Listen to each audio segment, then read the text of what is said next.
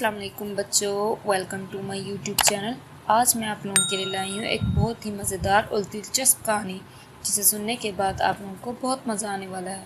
اور ہماری اس کہانی کا نام ہے آستین کا سانپ۔ بہت دن پہلے کی بات ہے کہ ملک یونان پر ایک بادشاہ حکومت کرتا تھا۔ بادشاہ اپنے سبھی وزیروں پر بھروسہ کرتا تھا، لیکن ان میں سے ایک وزیر جس کا نام فیصل تھا، اسے بادشاہ بہت پسند کرتا اور حکومتی معاملے میں فیصل سے اکثر مشورے لیا کرتا۔ فیصل کی نیت کا بادشاہ کو ہرگز علم نہیں تھا اور وہ اس پر بہت اعتماد کرتا تھا، جبکہ فیصل کو کسی نہ کسی طرح بادشاہ کی حکومت کا تختہ گرا کر خود بادشاہ بننا چاہتا تھا۔ دن یوں ہی گزرتے گئے۔ وزیر فیصل نے کچھ اور وزیروں کو بھی ملا لیا اور انہیں ساتھ دینے پر انعام کا لالچ بھی دیا۔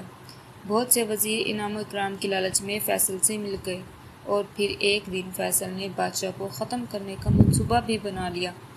ہوا یوں کہ بادشاہ اپنی رعایا کا حال معلوم کرنے کے لیے اپنے وزیروں کے ساتھ ایک قافلے کی صورت میں باہر نکلا اور وزیر فیصل نے بادشاہ سے کہا، قریب ہی جنگل میں بہت نایاب تتر آئے ہوئے ہیں، کیوں نہ ان کا شکار کیا جائے۔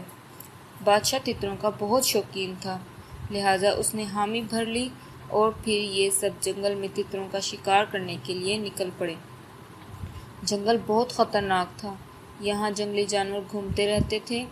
فیصل وزیر نے انتہائی چالاکی سے بادشاہ کو جنگل میں اکیلا چھوڑ دیا اور خود باقی وزیروں کے ساتھ محل واپس آ گئے اور یہ اعلان کرایا، بادشاہ سلامت کو جنگل میں شیر نے کھا لیا ہے۔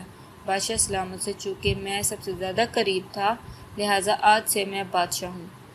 کچھ دوسرے وزیر جو بادشاہ کے وفادار تھے افسوس کرنے لگے اور مجبوراً انہوں نے فیصل کو ہی اپنا بادشاہ تسلیم کر لیا۔ کچھ دن یوں ہی گزر گئے۔ ایک دن اصل بادشاہ انتہائی خستہ حالت میں اپنے محل تک آ پہنچا۔ اب جو وزیروں نے دیکھا کہ بادشاہ زندہ ہے تو ان کی گھگی بندھ گئی، جبکہ بادشاہ کے وفادار وزیر بہت خوش ہوئے۔